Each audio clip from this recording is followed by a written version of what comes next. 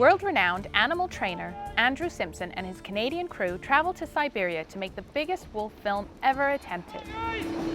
I have no choice but to put all my faith in the wolves as we begin to film. There's no time to change anything.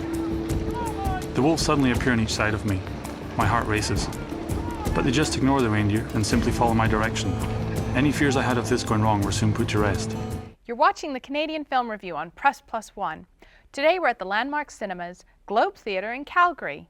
And we're actually reviewing two films today from the Calgary International Film Festival, where they had an Alberta Spotlight. My name's Kinda Mardambe, and this is my co-host, Trevor Alberts, and the two films we're talking about are Below Zero and Wolves Unleashed.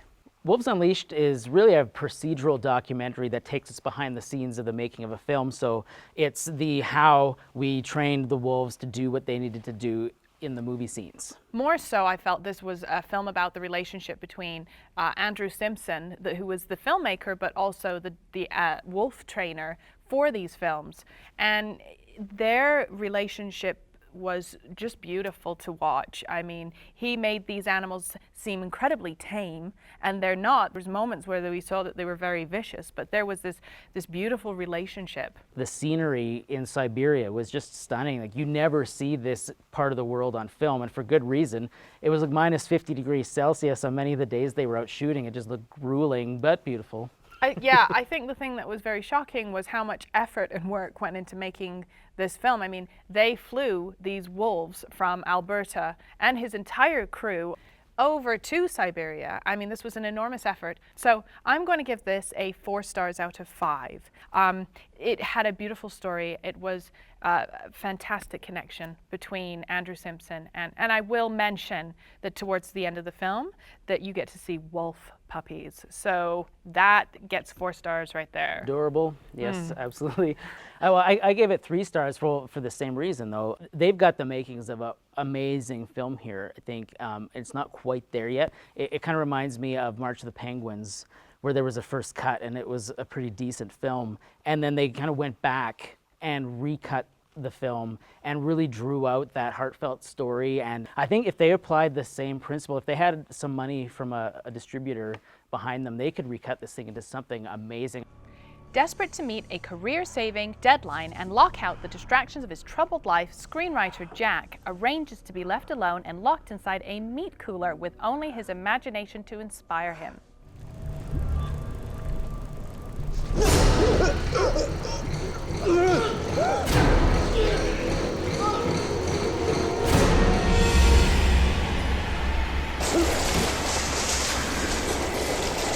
It was very much reminded me of Secret Window, which Johnny Depp was in. A story within a story wrapped in a couple of fictional accounts. I mean, it was a little bit hard to follow, but it was you had to pay attention to the film right throughout. Right, well, I guess it was based on a true story of somebody who's done this. And then the writer, Signe Olenek, who wrote the screenplay for Below Zero, when she was writing it, decided to go method and put herself in the exact same freezer that they used to shoot the movie in. I think Kristen Booth did a fantastic job. She was in this film, and she was playing this kind of very, I don't know, hokey farmer type girl. I don't know. Like it's funny when the film started. It begins with her picking up Edward Furlong, who plays the writer, and taking him out to this meat locker. And I thought for sure that it was going into some weird farcical territory because she was channeling Frances McDormand from Fargo in this role, but bumping it up 5 notches. So I gave this a 3 stars out of 5. Very much this was a story. I mean, you know, if the one thing that comes out of this film that it's known for is the story, then that's great considering all the method writing that was done here. I think 3 stars is a accurate rating, and I think that by virtue of having us know as an audience that everything that we're seeing is being written by somebody, that it exists in their imagination, it immediately pulls out any notion that we have that the Edward Furlong character could lose control and suddenly die. It could have been scarier. You can read our reviews of Below Zero and Wolves Unleashed on the Press Plus One Canadian film section. And we want to hear what you have to say. So leave us a comment and let us know what was the last great Canadian film you watched.